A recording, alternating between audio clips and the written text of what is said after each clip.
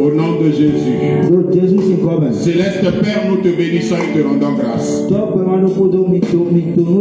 Il est écrit que l'homme ne vivra pas de pain seulement, mais de toute parole qui sortira de ta bouche. Il est aussi écrit qu'ils seront tous enseignés de Dieu. Ce soir, enseigne-nous. Seigneur, enseigne-nous. Donne-nous des cœurs pour comprendre, des oreilles pour entendre. Merci Père pour le Saint-Esprit qui dispose toutes choses pour que nous soyons enseignés ce soir. À toi la gloire, l'honneur et la louange. C'est au nom de Jésus que nous avons prié. Quelqu'un dit avec moi Amen. Amen. Amen. Amen. Alors, donc ce soir, notre enseignement a pour thème l'importance de recevoir Jésus comme Seigneur et Sauveur.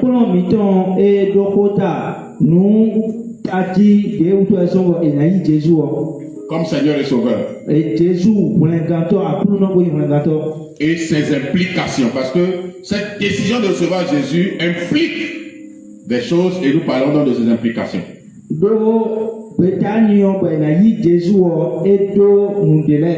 Alors d'emblée, je voudrais que nous puissions lire 3 passages de la Bible. 2 Pierre 2, verset 20.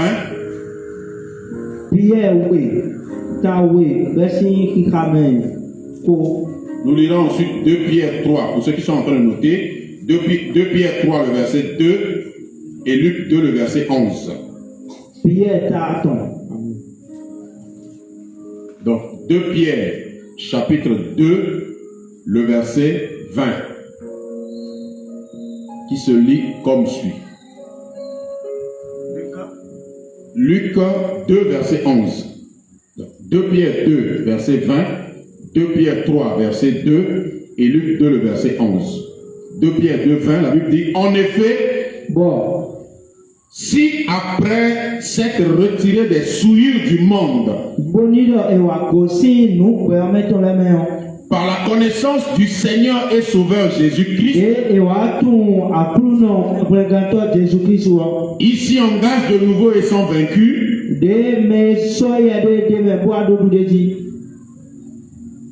leur dernière condition est pire que la première.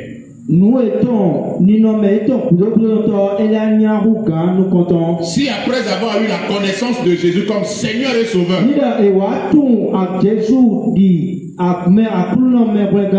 on se retire pour retourner au souillure du monde, la deuxième condition sera pire.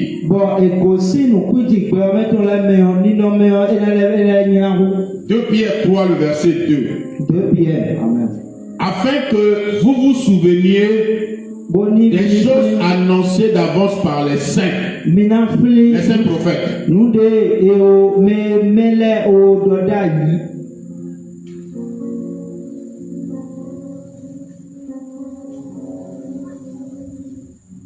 Excusez-moi,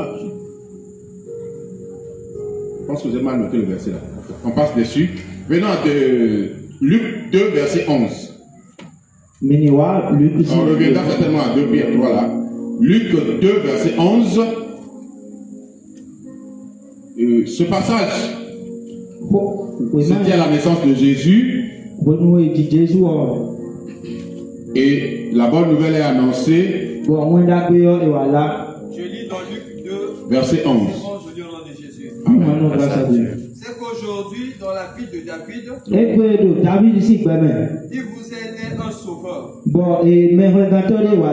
qui est le Christ. Amen. Amen. Merci, asseyons-nous. Alors, dans les 2 textes que nous venons de lire, ce que nous pouvons remarquer, ce qui saute aux yeux, on nous parle de quelqu'un qui est le Sauveur, Et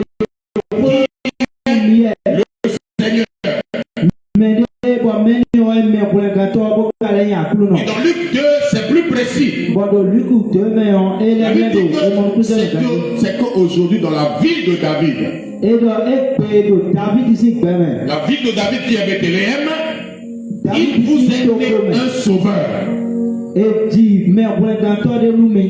est le Christ. Qui est le Christ? Et Christ. Amen. Le Seigneur. Donc le Christ dont on parle, il est à la fois sauveur et il est à la fois Seigneur. Beaucoup de fois, il y a une confusion par rapport à ces deux aspects de Christ. Si on ne comprend pas pourquoi il est le Seigneur, si on ne comprend pas pourquoi il est le sauveur, nous passerons à côté du plan de Dieu, de la volonté de Dieu. Donc Christ, que nous appelons Jésus, il est le Seigneur et il est le sauveur. Alors pourquoi est-ce qu'il est le sauveur? Et de quoi sauve-t-il? Christ est le sauveur parce que au commencement, lorsque Dieu a créé l'homme et la femme, l'homme et la femme sont tombés dans le péché. Et dans le jardin d'Éden, où ils ont été chassés, Dieu a fait un plan de rédemption. Dieu a fait un plan pour les racheter du péché qu'ils ont commis. Et Dieu a fait la promesse que la postérité de la femme, celui qui sortira de la femme, ce qui bibliquement parlant est rare. Parce que la Bible parle toujours de la postérité d'un homme, postérité d'Abraham, postérité de Noé, Jacob. On ne parle presque jamais de la postérité de la femme. Amen.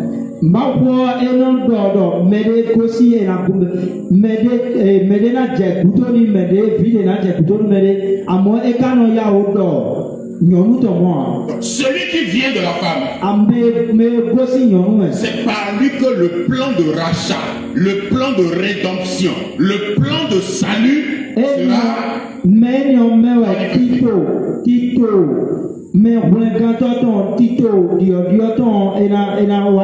Comme nous disons que Jésus est le sauveur, c'est que Jésus est celui qui nous sauve du péché. Par Adam, tous les hommes sont pécheurs. La Bible dit tous ont péché et sont privés de la gloire de Dieu.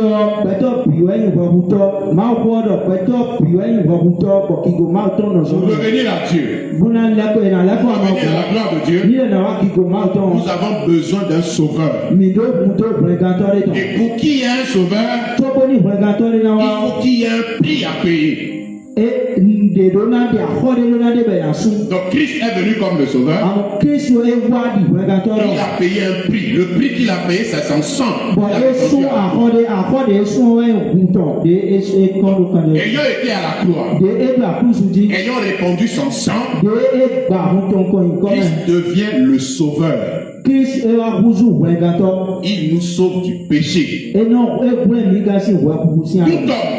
homme qui est né en Adam a besoin de passer par Christ, le sauveur, pour qu'il soit délivré du péché. Et le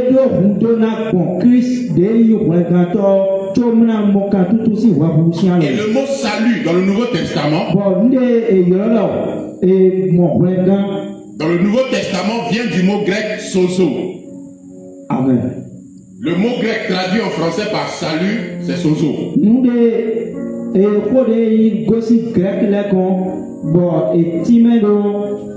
Français par salut, c'est le mot sozo. Sozo, c'est en grec. Amen. Le Nouveau Testament a été écrit en grec. Donc nous retenons à l'original. Donc le mot grec qui est traduit en français par salut, c'est le mot sozo. Amen. Sozo. Sozo. Sozo. Amen. Amen. Ok. Sozo, S-O-Z-O. Sozo Sozo. signifie Et Timedo. délivrance Katutu. du péché et de ses conséquences. Si wabubu. Kodo ndeno anakutole. Quand on parle de salut, Nido pensez au edo péché konodo. et pensez aux Wole conséquences tawe du péché. mi free mi linudo wabubu kodo nde ena wa sokutole. Les conséquences du péché, c'est l'enfer. Nde. C'est la mort éternelle. Wabubu no anando kudomeyo. Zomeyiwe. Kodo kugbe mado kodo. Le Sauveur Jésus est venu pour que vous et moi, nous ne puissions pas plus passer par la mort éternelle, mais que nous puissions avoir la vie éternelle. Quand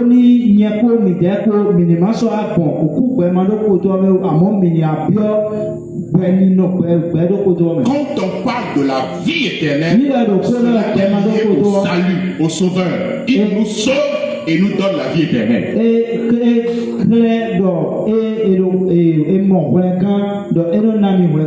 Et une autre chose qu'il faut comprendre par rapport à Sozo, le mot Sozo signifie aussi bien-être, signifie guérison, signifie prospérité, signifie bénédiction. Quand Dieu nous sauve, il ne nous sauve pas seulement du péché, mais il nous donne aussi bien-être, il nous donne aussi bénédiction, il nous donne aussi paix. Il nous donne tout ce qui est bon, tout ce que le péché a détruit. Quand lui nous sauve, il rétablit, il répare ce que le péché a causé comme dommage.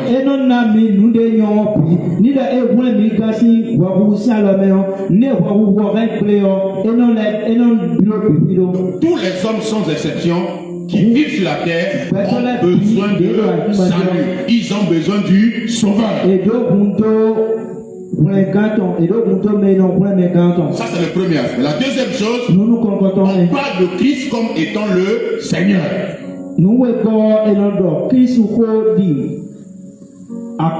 Nous sommes en enseignement, donc c'est pourquoi je vais en profondeur sur les choses. Le mot Seigneur que nous avons dans la Bible vient du mot grec kurios. Et le mot kurios signifie originellement le propriétaire légitime de toutes choses. Le patron de toutes choses. Alors, donc, Jésus, il est le sauveur. Il a réglé le problème du péché.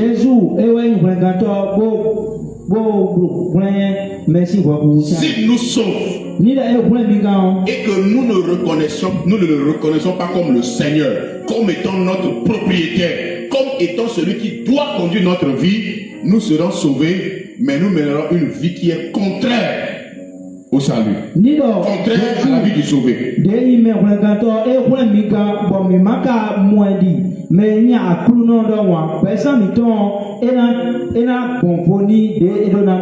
Au sauveur, il nous a sauvés. Mais comme Seigneur, à un Seigneur on se soumet, à un Seigneur on obéit. Quand nous reconnaissons qu'il est le Seigneur, nous devons obéissance.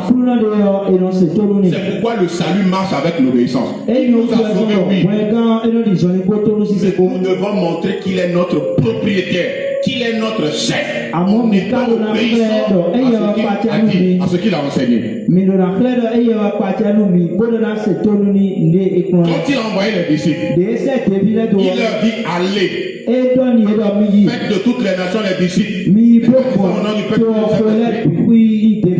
Et enseignez-leur à observer tout ce que je vous ai prescrit. Ça c'est la dimension du Seigneur.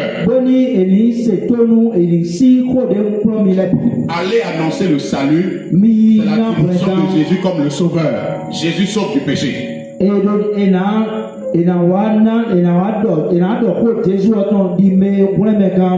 Mais quand les gens sont sauvés, Amor me wenu mele mo wengan. ils doivent le reconnaître comme le chef, Et comme de le la patron, et de celui la qui conduit leur vie. tando be eya wengan. Beaucoup de chrétiens, beaucoup de gens Ils savent n'acceptent que- Jésus que comme leur sauveur.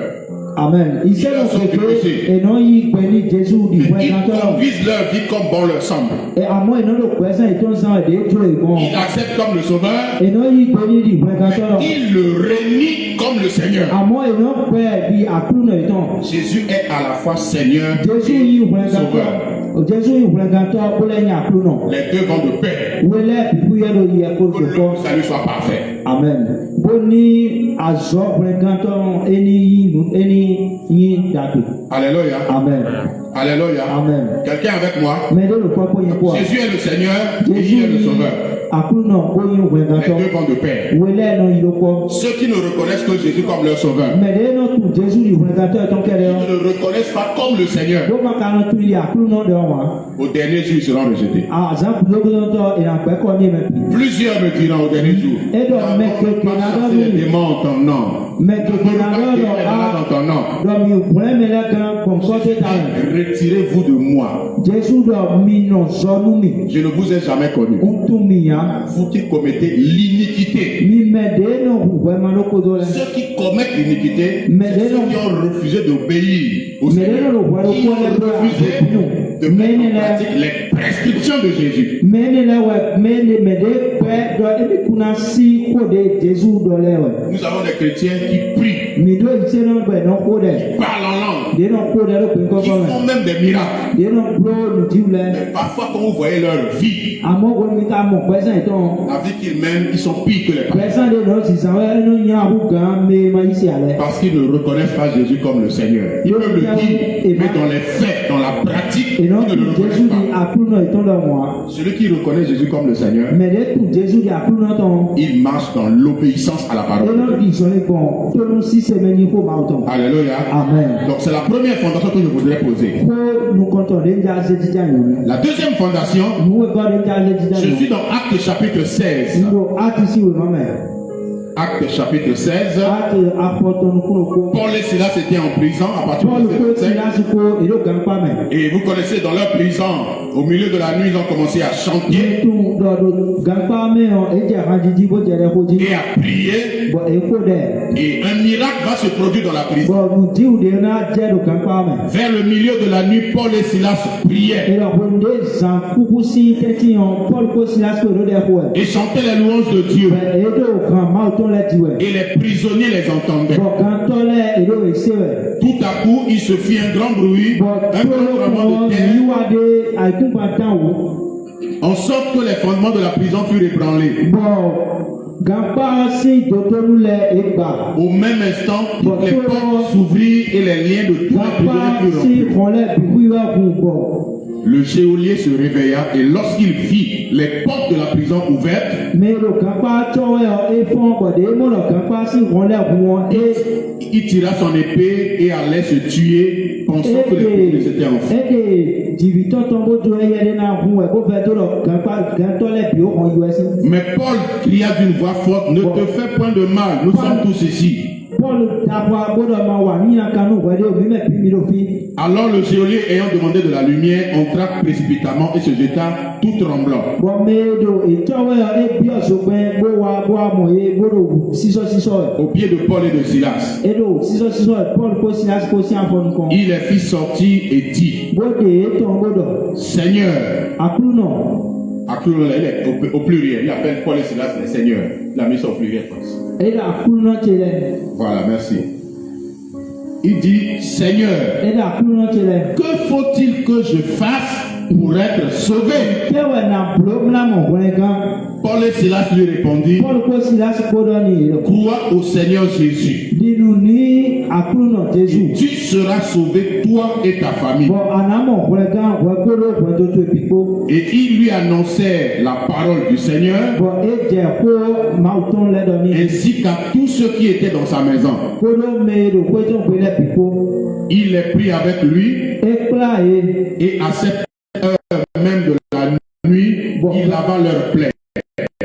Gan enyo mɛ do san mɛ ɔ eye lɔ apa etɔn lɛ bi. Et aussi fut baptisé pour les siens. Bon, tout le monde est aussi ni ailleurs, mais le côté de l'époque. Les ayant conduits dans son logement, il leur servit à manger. Et il se réjouit avec toute sa famille de ce qu'il avait cru en Dieu. Ce geôlier était le chef de la prison. Il se fait que dans la prison qu'il avait la charge, il y avait deux hommes spéciaux. Paul et Silas ont été arrêtés et jetés en prison. Et la raison qui les a conduits en prison, c'est qu'il y avait une femme qui avait l'esprit de Python. Et chaque jour, il criait derrière Paul et Silas.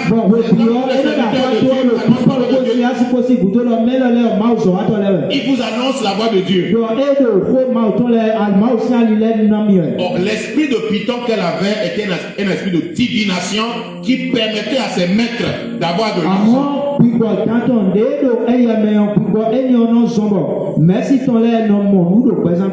L'argent. Il y a des choses sur la vie, les gens payaient. Amen. Paul a chassé l'esprit. Et les maîtres n'avaient plus leur gain.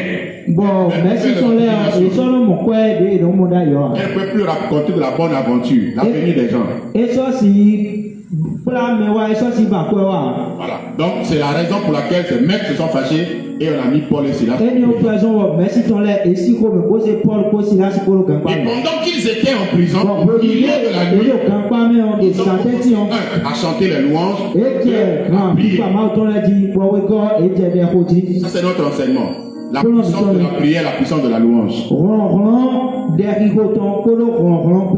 que nous retenons ici, c'est que la prière combinée à la louange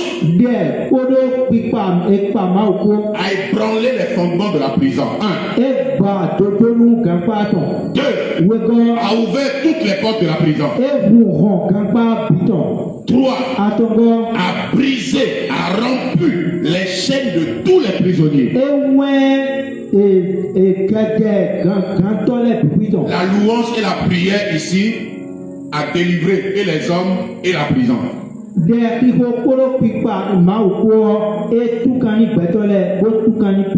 étaient en prison. Le chef de la prison se réveille la nuit et se rend compte certainement pour faire la ronde. Il fait la ronde pour voir les prisonniers et se rend compte que toutes les portes de la prison sont ouvertes. Il s'est dit, ah là les prisonniers sont tous partis. Moi-même on va me tuer. Avant qu'on me tue, moi je vais me tuer moi-même. Paul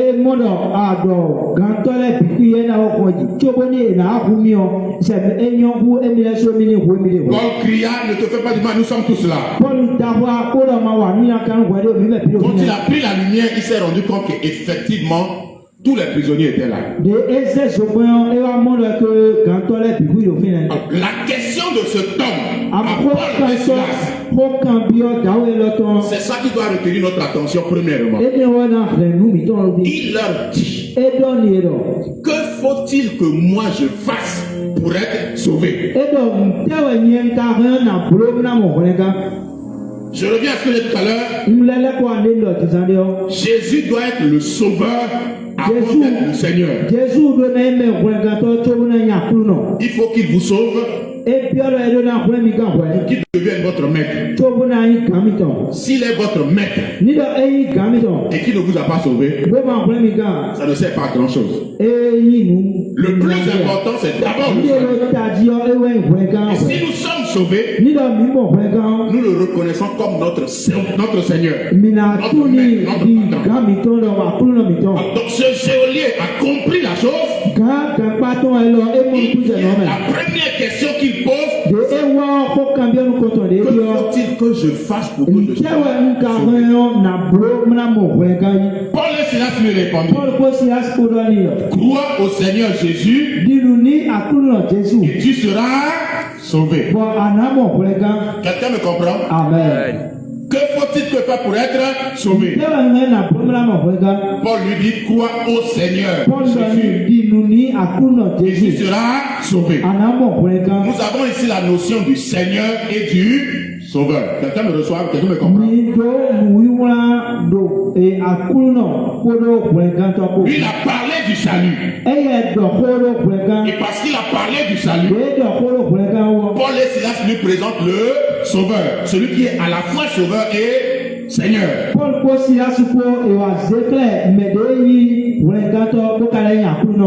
Crois au Seigneur Jésus et tu seras sauvé. Le Seigneur Jésus, c'est celui qui sauve. Les deux vont de pair. Amen. Amen. Alors, comment est-ce qu'il va être sauvé?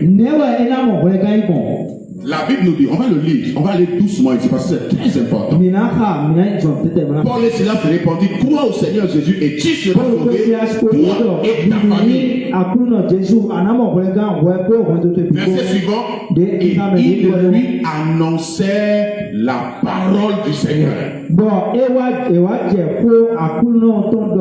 Bien-aimé, il n'y a pas de salut sans la parole du Seigneur que nous appelons la bonne nouvelle. Il n'y a pas de salut sans bonne nouvelle. Pour que les gens soient sauvés, il faut qu'ils écoutent la parole. Il faut qu'ils écoutent précisément l'évangile. Le mot évangile vient du mot grec évangélion, qui veut dire la bonne nouvelle. Lorsque nous parlons du salut, le salut est lié à un message précis qu'on appelle bonne nouvelle ou évangile.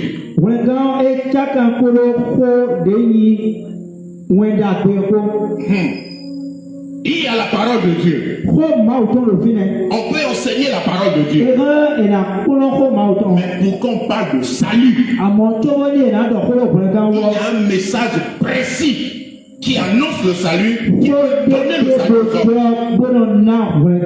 Ce message est l'évangile. Il n'y a pas de salut sans évangile.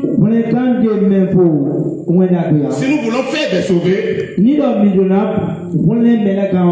devons annoncer l'évangile ou la bonne nouvelle. Il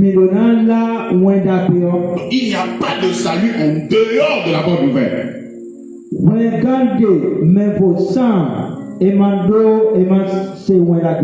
Éphésiens 1. Je vais étayer ce que je suis en train de dire.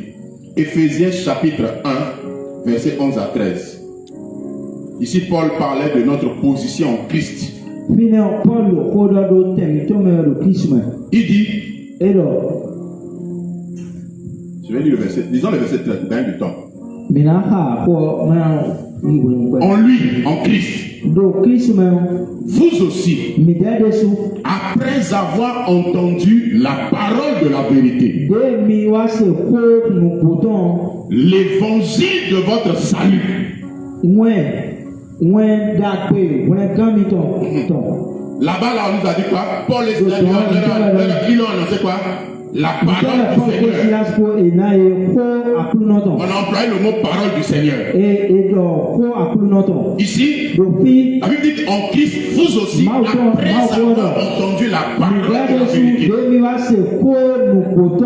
Ce qu'on a appelé parole du Seigneur là-bas, c'est parole de la vérité. Maintenant, on précise, c'est de quelle parole? Il dit l'évangile de votre salut. En lui, en Christ, vous avez cru et vous avez été scellés du Saint-Esprit qui avait été promis.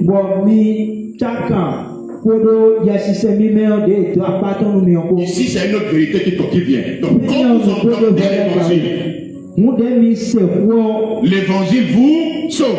Et quand l'évangile vous sauve, Dieu met son sceau, son cachet sur vous. Et ce cachet, c'est le Saint-Esprit.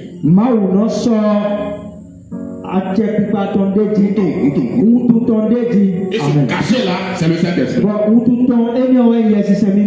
quand vous venez à Christ, ne soyez pas surpris qu'il y ait de la diversité. Ne soyez pas surpris que parfois même vos propres parents qui vous servissent tant, désormais vous lui appartenez.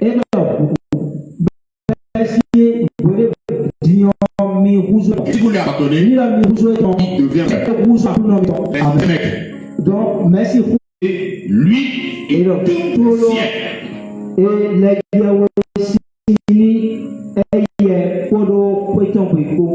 Alléluia. Amen. Amen. Quelqu'un me reçoit, comprenez-moi ce que je dis là, c'est très important.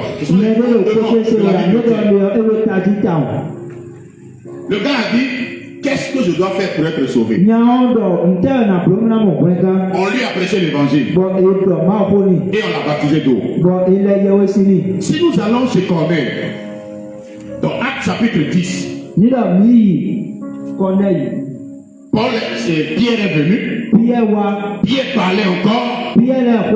Quand le Saint-Esprit est descendu sur tous ceux qui étaient dans la maison, ils ont commencé tous à parler en langue. Alors, Pierre va poser la question. Est-ce que nous pouvons refuser l'eau du baptême à ceux qui ont reçu le même Saint-Esprit que nous?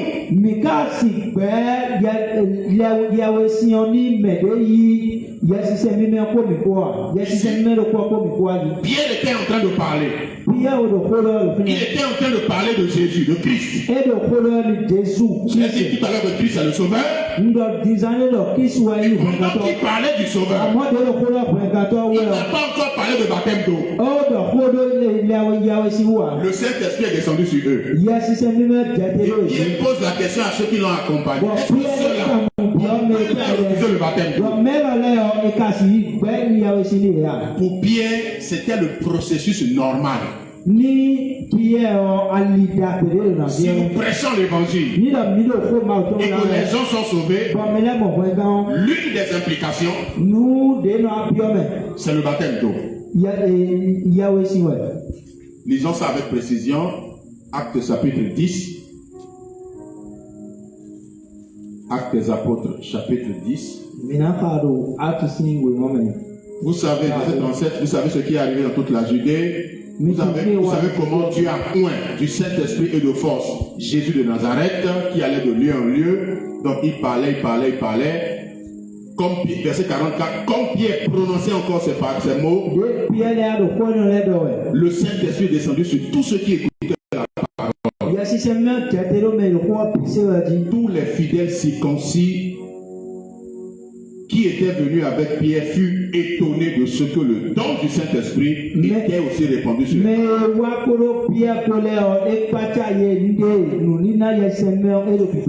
Verset 47. Alors Pierre dit, peut-on refuser l'eau du baptême à ceux qui ont reçu le même Saint-Esprit, qui ont reçu le Saint-Esprit aussi bien que nous? Verset 48. Et il ordonna qu'ils fussent baptisés au nom du Seigneur. Sur quoi il le priait de rester quelques jours auprès d'eux.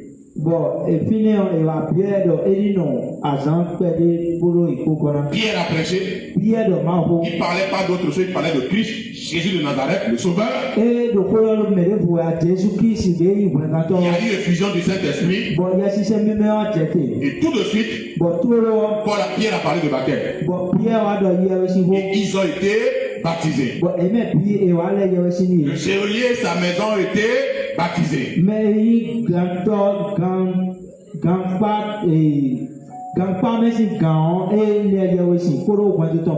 Amen. Amen. Donc il y a un message qu'on appelle l'évangile, c'est ça qui produit le salut. Et là on parle de salut, il y a un mot qui s'ajoute, il y a une expression qui s'ajoute, c'est le baptême d'eau. Alors, C'est quoi le baptême d'eau? Ntewa ka yawe sion. Parce que beaucoup de gens se font baptiser, Mais beaucoup parlent de baptême, ils ne savent pas ce que signifie Ben baptême. non yawe sion ko do e ka no tunde wewa.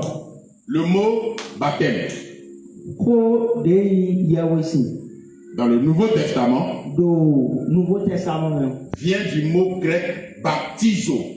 E kosi grec legon o baptizo. Et baptizo signifie immerger, plonger dans. Bon baptizo e timedo e nyoro medo tome.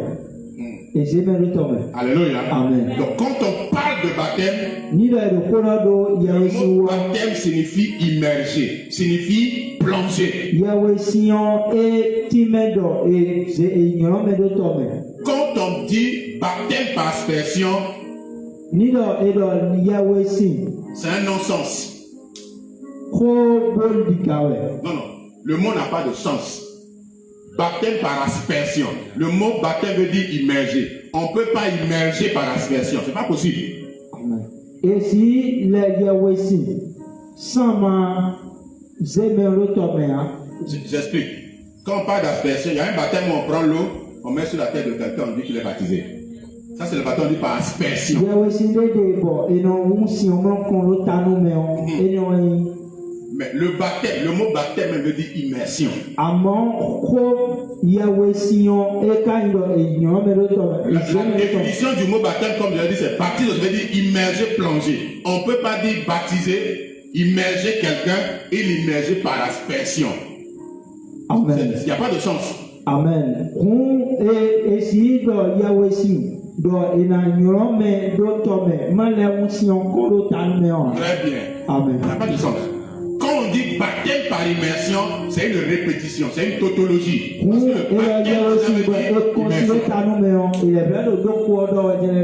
Alléluia. Amen. Donc quand on parle de baptême, on parle de immerger dans. Quand on dit baptême d'eau, ça veut dire qu'on a plongé quelqu'un, on l'a immergé dans l'eau.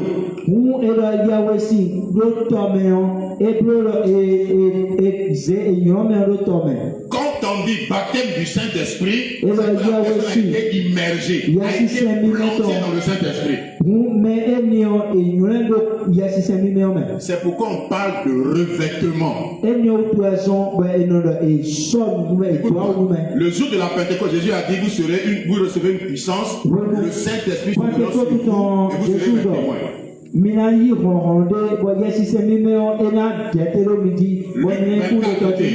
Vous attendez jusqu'à ce que vous soyez revêtus de la puissance d'en haut. On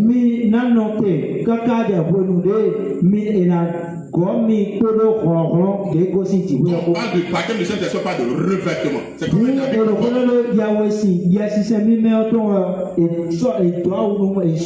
l'habit du Saint-Esprit vient sur vous.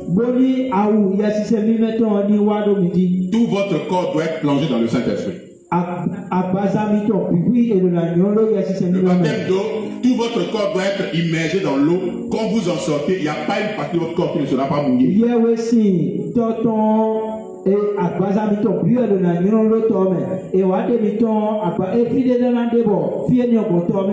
C'est le même pour le baptême du Saint-Esprit. On vous plonge dans le Saint-Esprit et vous revêtez la force ou la puissance du Saint-Esprit. Amen. Ça, c'est une parenthèse. Alors, je suis sur le baptême d'eau. Quand nous lisons le Nouveau Testament, la plupart des cas où on a parlé du salut, où on a parlé de l'évangile, le baptême d'eau est venu. On a parlé du baptême.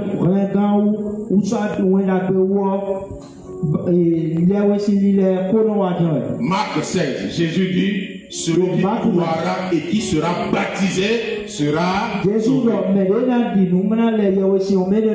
Jésus parle du salut, il introduit le mot baptême. Le jour de la Pentecôte, quand Pierre a prêché et que la parole a touché le cœur des gens, ils ont posé la question, homme frère, que ferons-nous? Acte 2, 37 à 38, Pierre leur dit, répondez-vous. mi lève job. Amen, papa. Mi lève job. Première réponse de Pierre. Je veux qu'on lise ça, le texte lui-même, quoi, pour ne pas qu'on fasse plus de commentaires. Acte 2, 37 à 38.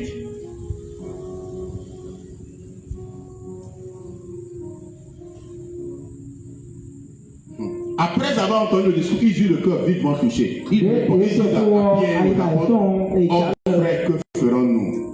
Pierre leur dit, répentez-vous. Que chacun de vous soit baptisé au nom du Seigneur. Et vous recevrez le don du Saint-Esprit. Pierre a prêché Christ. Les gens ont eu le cœur touché. Pierre leur dit de se repentir, de se faire baptiser au nom de Jésus, pardon de leurs péchés, et de recevoir le don du Saint-Esprit. Paul lit le message du salut ici.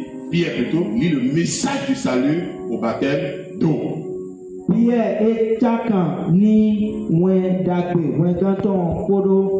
Le même Pierre, c'est Corneille.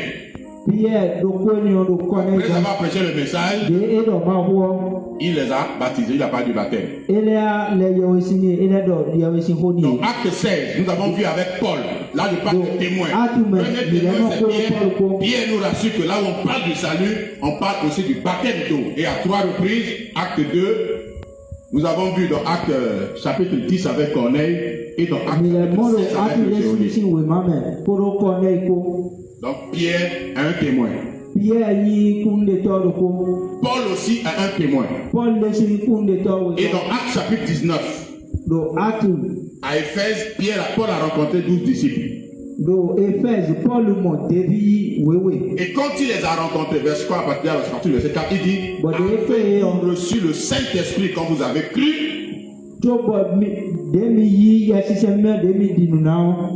Il dit, nous n'avons même pas entendu dire qu'il y a un Saint-Esprit. Ils ont été baptisés du baptême de Jean-Baptiste. Paul va les baptiser au nom de Jésus. Et ensuite, il va leur imposer les mains et ils vont recevoir le baptême du Saint-Esprit.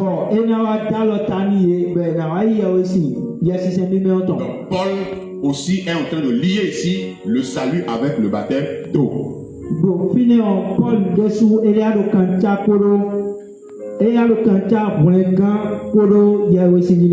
Quand Philippe est allé à Samarie, il a prêché l'évangile et que les gens étaient sauvés. Philippe les a baptisés d'eau. Acte 8, verset 14 à 16. Acte chapitre 8, verset 14 à 16. Lisons ça. Nous sommes à l'étude biblique. C'est bon qu'on le lise. Acte 8, 14 à 16, je le nom de Jésus. Nous rendons grâce à Dieu. Les apôtres qui étaient à et Jérusalem appris que la Samarie avait reçu la parole de Dieu. Et c'est Pierre que Jean arrivé chez les Samaritains, prièrent pour eux, afin qu'ils reçussent le Saint-Esprit. Car il n'était pas encore descendu sur aucun d'eux.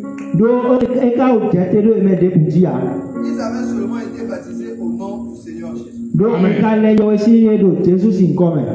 Philippe est allé à Samarie, il a prêché l'évangile. Les gens ont été sauvés. Les apôtres de Jésus, quand ils ont appris que la Samarie a reçu l'évangile, ils ont dépêché Pierre et Jean.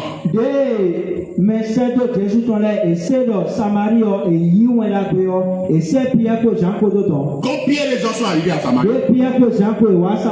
la Bible précise qu'ils ont prié pour ceux-là pour qu'ils puissent recevoir le baptême du Saint-Esprit.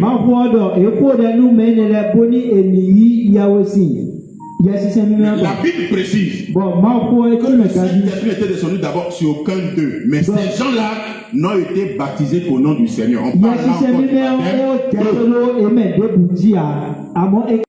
kale yewe sini do Jésus sin comme kere. Donc, quand Philippe est allé à Samarie et qu'il a prêché les Philippe Samarie bodo ma ho. il a baptisé les gens d'eau.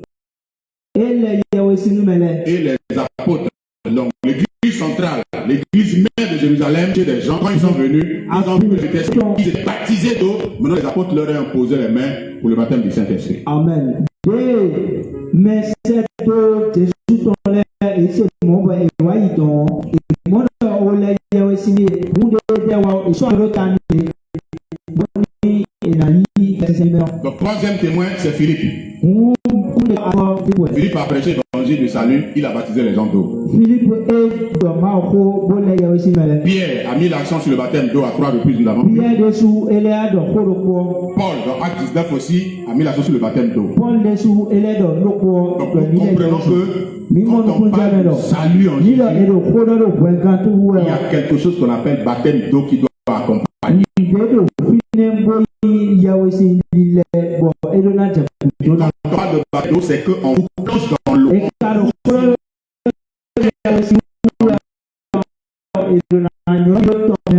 quel est le sens du baptême? Le baptême peut paraître pour certains symboles, mais le baptême.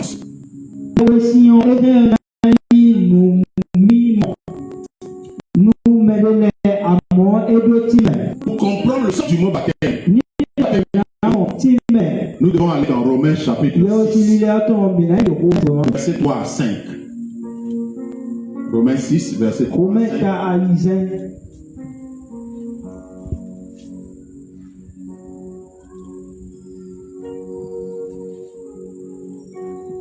Ignorez-vous que nous tous qui avons été baptisés en Jésus-Christ, c'est en sa mort que nous avons été baptisés. Nous avons donc été ensevelis avec lui par le baptême en sa mort, afin que comme Christ est ressuscité des morts par la gloire du Père, de même nous aussi, nous marchions en nouveauté de vie. Je vais expliquer ça. La Bible, on dit, est-ce que vous ignorez que nous tous qui avons été baptisés en Jésus-Christ, nous avons été baptisés en sa mort.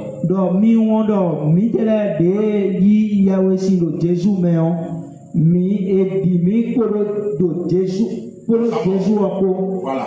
Nous avons été baptisés en sa mort. Donc quand on parle de baptême d'eau, on parle de trois choses. On parle de la mort de Jésus. 2. De son ensevelissement. Jésus est mort, il a été enseveli. Et 3. On parle de sa résurrection. Donc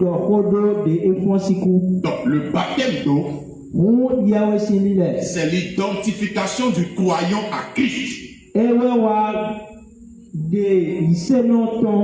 chrétien s'identifie. Voilà, à Christ. Dans sa mort, dans son ensevelissement. 3. Dans sa résurrection. C'est pourquoi avant de vous baptiser, première condition, vous devez vous repentir. Vous devez renoncer à moi, au soi, en fait, au moi.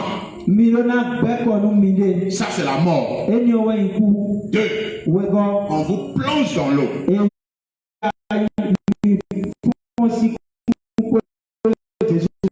Le chrétien qui se fait baptiser justifie à sa mort. Là, c'est Paul qui nous enseigne l'évangile. Verset 1er. Je vous rappelle, frères, l'évangile que je vous ai annoncé, que vous avez cru, dans lequel vous avez persévéré. Verset 3. Je vous ai enseigné avant tout, comme je l'ai aussi reçu, que Christ est mort pour nos péchés. Comme nous disons, on veut annoncer l'évangile là. La première chose qu'il faut annoncer aux gens que Christ est mort pour nos péchés. 2.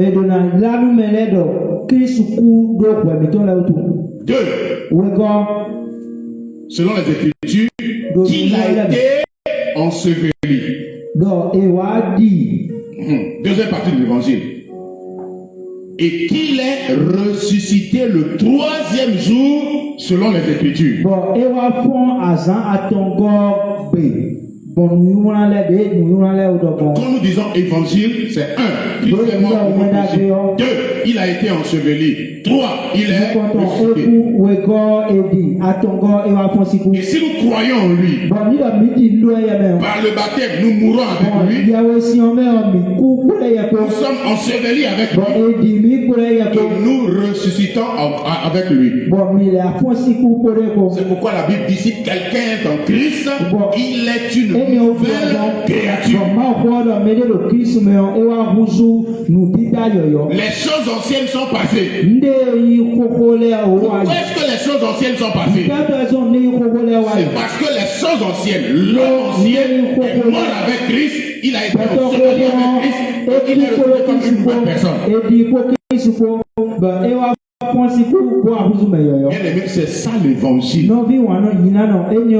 si vous regardez bien, que ce soit le baptême, l'évangile, que ce soit l'évangile, que ce soit le baptême, les deux se rejoignent. En réalité,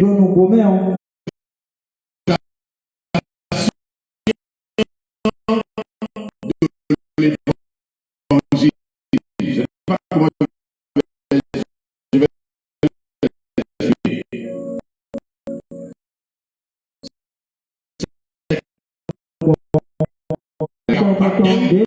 Quand la personne a été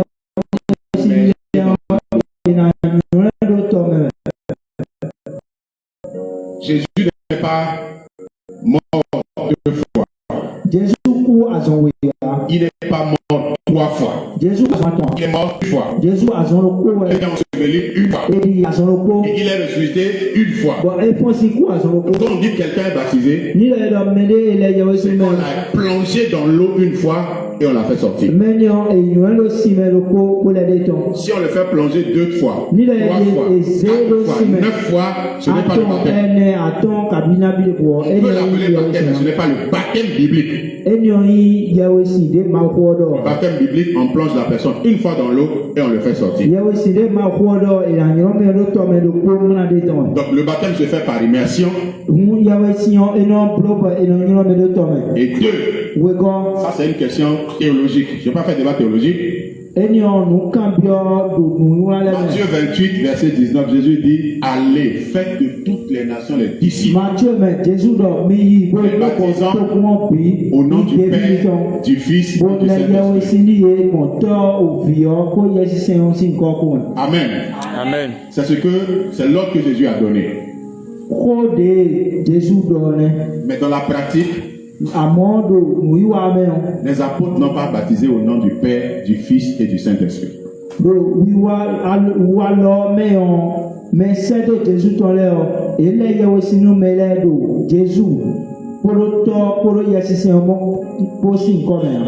Les apôtres ont baptisé au nom du Seigneur Jésus. Déjà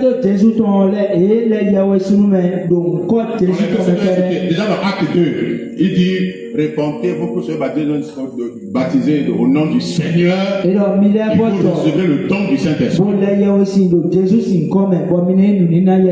Ceux qui ont reçu l'ordre, ce sont les apôtres de Jésus. Avec Pierre en tête, parce que Pierre, Jésus a promis qu'il va lui donner les clés du royaume. Pierre qui a reçu les clés n'a pas baptisé au nom du Père, du Fils et du Saint-Esprit. En réalité, le Père n'est pas un nom, le Fils n'est pas un nom, le Saint-Esprit n'est pas un nom.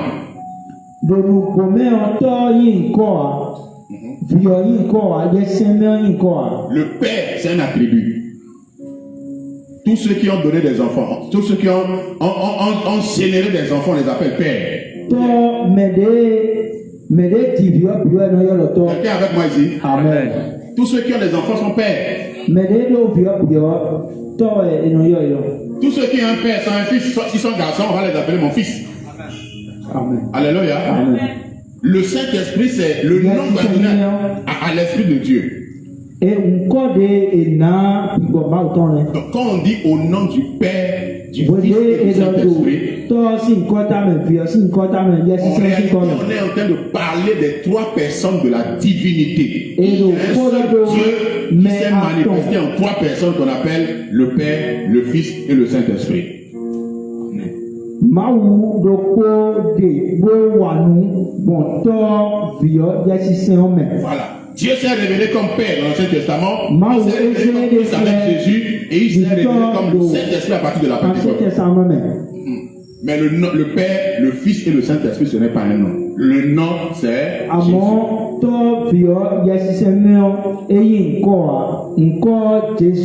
Le nom de Dieu, le nom par lequel Dieu s'est fait connaître au milieu des hommes, c'est le nom de Jésus.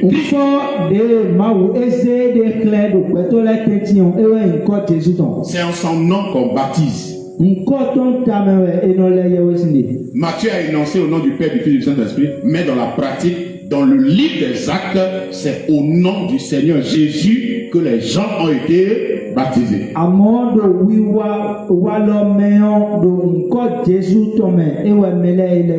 a fait ce débat avec un bishop. Je ne dis pas son nom, il est en Afrique de l'Ouest ici, très bien connu. Il a une église de 3000 fidèles. On était à une conférence, on a fait ce débat-là. Et lui baptise au nom du Père, du Fils et du Saint-Esprit selon le commandement originel.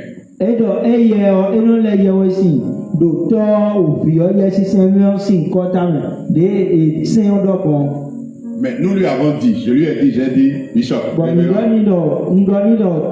avec tout le respect, les pierres qui ont été témoins oculaires, les pierres qui ont entendu Jésus, les pierres qui ont eu la révélation, si eux disent qu'on baptise au nom du Seigneur Jésus,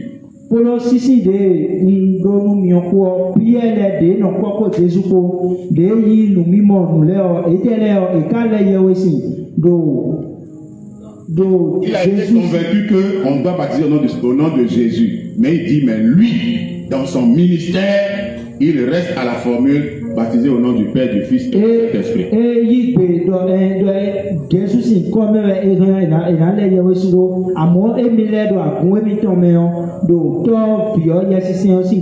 je disais au départ, c'est un débat théologique. On n'est pas là pour faire de la théologie, mais ce que nous retenons, c'est que quand on baptise, on ne baptise pas en l'air, on baptise au nom d'eux.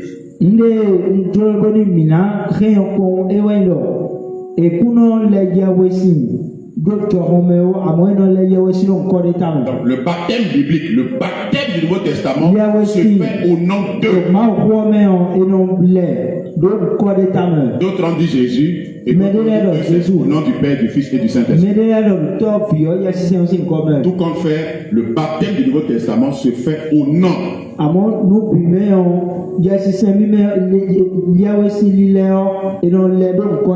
Alléluia. Amen. Je finis en me résumant en disant ceci. Jésus est le Seigneur et le Sauveur. Mais pour qu'il soit le Seigneur, il faut qu'il soit d'abord le Sauveur. Il nous sauve du péché pour qu'il devienne notre maître.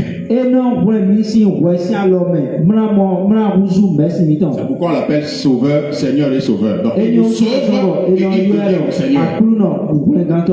Et pour qu'il nous sauve, il faut qu'il y ait un message que nous puissions écouter. Et ce message, c'est l'évangile. Et l'évangile a été illustré. Voilà le mot que je cherchais qui m'est revenu. L'évangile a été illustré par le baptême. C'est comme un professeur de mathématiques. Il fait cours de mathématiques. Il dit théorème. Ils vont dire théorème de Pythagore, Thalès. Ils disent plein de choses. Maintenant, après, ils disent on va illustrer. Donc, tout ce qu'ils ont dit là, maintenant, il faut illustrer ça par les autres. Donc, le baptême, c'est l'illustration de l'évangile.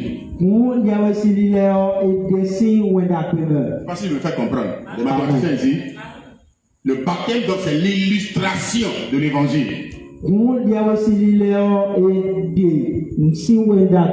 Et le baptême se fait au nom de Jésus. J'ai oublié une chose, pour être candidat au baptême, il y a des conditions qu'il faut remplir avant d'aller au baptême.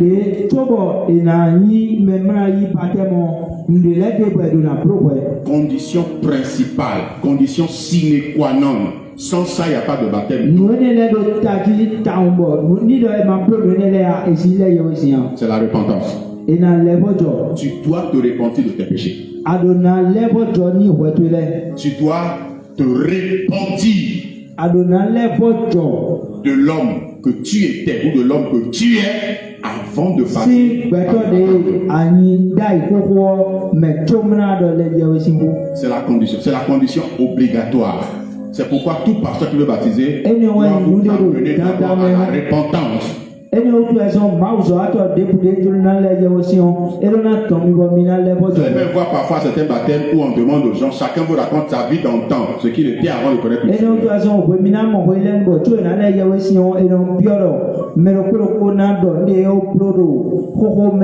Il renonce à cette vie et maintenant le baptise d'eau pour qu'il commence une nouvelle vie. Que Dieu bénisse sa parole et qu'il nous bénisse au nom de Jésus. Amen. Amen.